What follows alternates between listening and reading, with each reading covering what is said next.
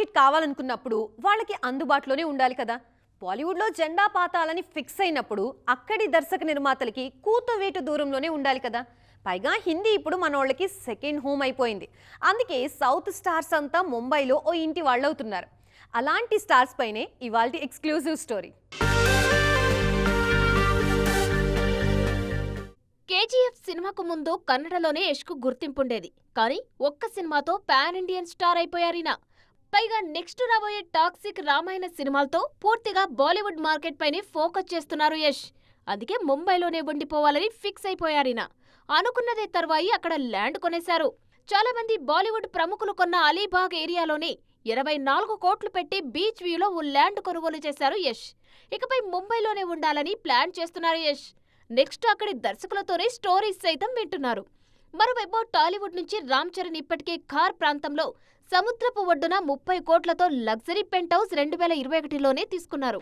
తెలుగుతో పాటు హిందీలోనూ అంతే మార్కెట్ తెచ్చుకున్న పాన్ ఇండియన్ స్టార్ ప్రభాస్ కూడా ముంబైలో తన షూటింగ్లు, మీటింగ్స్ కోసం ఒక విలాసవంతమైన నివాసాన్ని ఏర్పాటు చేసుకున్నారు. ప్రభాస్ కు బాలీవుడ్ మేకర్స్ రెగ్యులర్ గా కథలు చెప్తూనే ఉంటారు.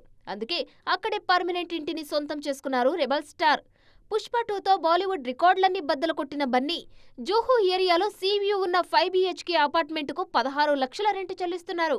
రాకా కోసం కొన్ని నెలలుగా ముంబైలోనే ఉన్నారు అల్లు అర్జున్. పృథ్వీరాజ్ సుకుమారన్ కూడా బాంద్రా పాలీ హిల్ ప్రాంతంలో 30.6 కోట్లతో ఓ డూప్లెక్స్ ఫ్లాట్ను కొన్నారు. ఇక సమంత, రష్మిక లాంటి బ్యూటీస్ సైతం ముంబైలో ఇల్లు కొన్నారు. ది మోస్ట్ అవైటెడ్ పెద్ది వచ్చేసింది. చాలా రోజులుగా పెద్ద సినిమా కోసం వేచి చూస్తున్న అభిమానుల ఆశలకి తెరదించుతూ టాలీవుడ్ బాక్స్ ఆఫీస్కి కొత్త కళ తెచ్చేందుకు పెద్దిగాడు సిద్ధమైపోయాడు. భారీ అంచనాలతో వచ్చిన పెద్ది ముందు చాలా పెద్ద లక్ష్యాలే ఉన్నాయి. ఇప్పుడు ముందుగా కొన్ని టార్గెట్స్ని మెగా వారసుడు అందుకోవాల్సి ఉంది. ఇంతకీ అవేంటి? రామ్ చరణ్ పెద్ది ప్రపంచవ్యాప్తంగా ప్రేక్షకుల ముందుకు వచ్చేసింది. ప్రీమియర్స్ చాలా చోట్ల ఇప్పటికే ఓపెన్ అయిపోయాయి. తెలుగుతో పాటు తమిళం, కన్నడ, హిందీ, మలయాళంలోనూ భారీ స్థాయిలో విడుదలైంది ఈ సినిమా. అన్ని చోట్లకి తానే స్వయంగా వెళ్లి సినిమాని ప్రమోట్ చేశారు రామ్ చరణ్. ఈ ప్రభావం ఓపెనింగ్స్ మీద కూడా కనిపిస్తోంది. పెద్ది ముందు కొన్ని లక్ష్యాలున్నాయి. అన్నిటికంటే ముందు గేమ్ చేంజర్ చేదు జ్ఞాపకాల్ని ఈ సినిమాతో తుడిచేయాల్సిన బాధ్యత చరణ్ మీద ఉంది. శంకర్ దర్శకత్వంలో వచ్చిన ఆ సినిమా అభిమానులకి ఓ పీడకలగా మిగిలిపోవడంతో పెద్దితోనే ఫ్యాన్స్ కి బ్లాక్ బస్టర్ ఇవ్వాలని చరణ్ గట్టిగా డిసైడ్ అయ్యారు. అదే జరిగితే పెద్ది ఒక పెద్ద లక్ష్యం దాటినట్లే. బాలీవుడ్ లో RRR సినిమాతో క్రియేట్ అయిన మార్కెట్ ని నిలబెట్టుకోవడం చరణ్ ముందున్న మరో అతిపెద్ద సవాల్. అందుకే పెద్ది మేకర్స్ నార్త్ మార్కెట్ మీద ప్రత్యేకంగా ఫోకస్ చేశారు. అక్కడి ఆడియన్స్ ని ఆకట్టుకునేలా పాన్ ఇండియా స్థాయిలో భారీ ప్రమోషన్స్ ప్లాన్ చేశారు. చరణ్ ముందున్న మరో లక్ష్యం కాలీవుడ్ మార్కెట్. మగధీర, RRR సినిమాలతో తమిళనాట చరణ్ కి మంచి మార్కెట్ ఉంది. దాన్ని ఇప్పుడు పెద్దితో మరింత పెంచుకోవాలని చూస్తున్నారు. పెద్దిపై మేకర్స్ చాలా నమ్మకంగా ఉన్నారు. 3 గంటలకి పైగా నిడివితో అత్యంత భారీగా పెద్ది వచ్చేశాడు. ఫస్ట్ డే బుకింగ్స్ ఇప్పటికే 50 కోట్ల గ్రాస్ దాటింది. పాజిటివ్ టాక్ వస్తే వీకెండ్ నాటికి పెద్ది మోత మోగించడం ఖాయం. సౌత్ లో చాలా మంది హీరోయిన్లు 2 పడవల ప్రయాణం చేస్తున్నారు. ఇప్పుడున్న పోటీలో ఏదో ఒక వైపు ఉంటామంటే కుదరదు. కత్తికి 2 వైపులా పదును అన్నట్లు ఇటువైపు పర్ఫార్మెన్స్ చేస్తూనే అవసరమైనప్పుడు అందాల ఆరబోతలో కూడా మ్యాజిక్ చేయాల్సిందే. ప్రస్తుతం అలాంటి బ్యూటీస్కే డిమాండ్ ఎక్కువగా ఉంది. మరి వాళ్ళెవరో ఒకసారి చూద్దామా?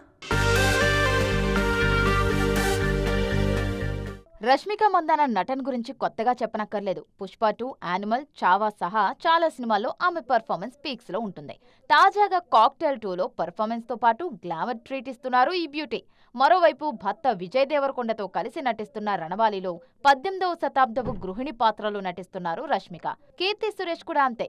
తెలుగు, తమిళంలో ఈమె నటన గురించి చెప్పడానికి ఏం లేదు. నేషనల్ అవార్డే ఈమెను వరించింది. రౌడీ జనార్దనలో పర్ఫార్మెన్స్ రోల్ చేస్తున్న ఈ బ్యూటీ వెంకీ, అనిల్ రావిపూడి మూవీలో గ్లామర్తో పాటు నటనతో మెప్పించబోతున్నారు. ఈ 2 సినిమాలు కేవలం నెల రోజుల గ్యాప్లోనే రానున్నాయి. అనుపమ పరమేశ్వరన్ సైతం డీజే టిల్లు నుంచి ఇటు గ్లామర్తో పాటు అటు నటనకు కూడా ఆస్కారం ఉన్న పాత్రలే చేస్తున్నారు. అందుకే ఈమె నుంచి మరీచిక, పరదా లాంటి సినిమాలొచ్చాయి. మమితా బైజు, భాగ్యశ్రీ బోర్సే, రుక్మిణి వసంత్ లాంటి హీరోయిన్లు కూడా అవసరమైనప్పుడు అందాలు ఆరబోస్తూనే అభినయంతోనూ మాయ చేస్తున్నారు. ఇండస్ట్రీలో కొన్ని ఎవర్గ్రీన్ ఎమోషన్స్తో కూడిన సెంటిమెంట్స్ ఉంటాయి. వాటిని ఎప్పుడు టచ్ చేసినా కూడా విజయం పరుగులు పెడుతూ వస్తుంది. ఇప్పుడు కూడా అలాంటి ఓ సెంటిమెంట్ వైపే అడుగులేస్తున్నారు మన హీరోలు. గత 2-3 ఏళ్లుగా మన హీరోల మనసంతా ఆ కాన్సెప్ట్ పైకే వెళ్తోంది. మరి అదేంటో చూద్దామా? Father and and daughter sentiment తెలుగులోనే కాదు అన్ని చోట్ల ఎవర్ గ్రీన్ హిట్ ఫార్ములా ఇది. ఎమోషనల్ గా వర్కౌట్ అయిందంటే కాసుల వర్షం కురిపిస్తుంది ఈ కాన్సెప్ట్. తాజాగా రవితేజ ఇదే చేస్తున్నారు.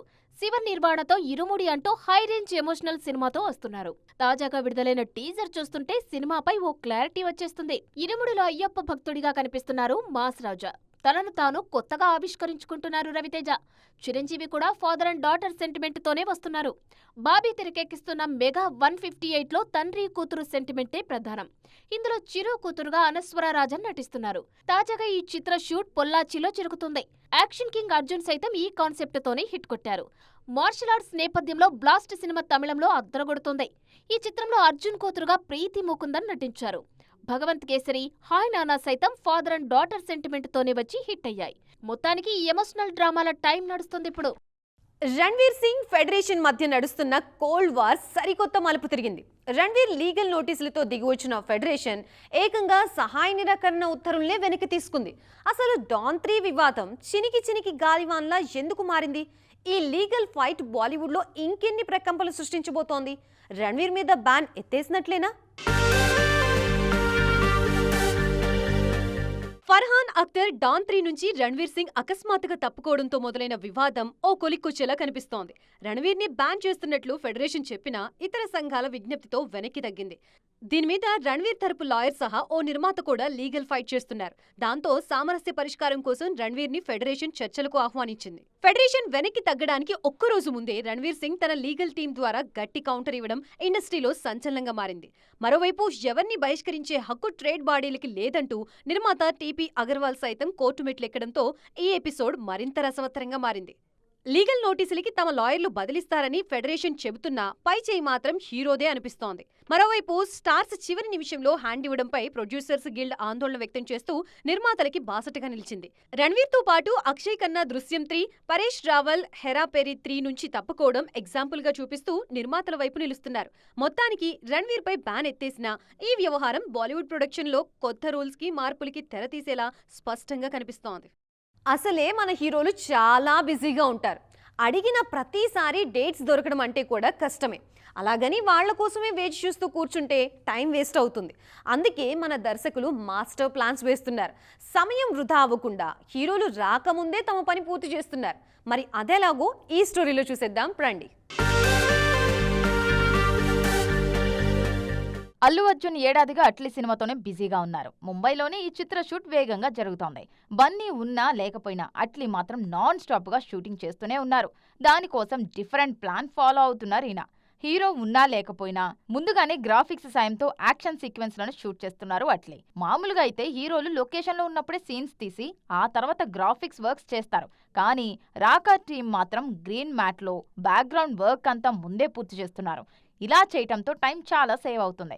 హీరో వచ్చినప్పుడు క్లోజప్ షాట్స్, ఎమోషన్స్, డైలాగ్స్ తో సీన్స్ తీసి ముందే సిద్ధం చేసుకున్న గ్రాఫిక్స్ సీన్స్ లోకి ఈ విజువల్స్ సింక్ చేస్తారు. ఇలా చేయడం వల్ల పోస్ట్ ప్రొడక్షన్ టెన్షన్ తగ్గుతుంది. హాలీవుడ్ లో చాలా వరకు ఈ ఫార్మాట్ నే ఫాలో అవుతుంటారు. పైగా రాకా కోసం హాలీవుడ్ విఎఫ్ఎక్స్ కంపెనీలే పనిచేస్తున్నారు. అట్లీ రూట్ ఇలా ఉంటే సందీప్ వంగా మరో దారిలో వెళ్తున్నారు. ఈయన షూట్ మొదలవ్వక ముందే రీ రికార్డింగ్ అంతా పూర్తి చేశారు. అర్జున్ రెడ్డి యానిమల్ కు ఇదే చేశారు. స్పిరిట్ కు ఇదే చేస్తున్నారు. ముందే ఆర్ఆర్ అయిపోతే పోస్ట్ ప్రొడక్షన్ లో చాలా టైం మిగులుతుంది.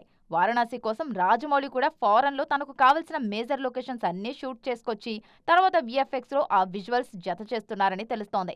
ఇలా చేయడం వల్ల హీరోలున్నా లేకపోయినా టైం వేస్ట్ కాకుండా షూటింగ్ సజావుగా సాగుతుంది. సో చూసారుగా, ఇది ఇవాల్టి ఈటీ ఎక్స్క్లూజివ్. మరొక ఈటీ ఎక్స్క్లూజివ్ తో మళ్ళీ కలుద్దాం. అప్పటి వరకు చూస్తూనే ఉండండి టీవీ 9.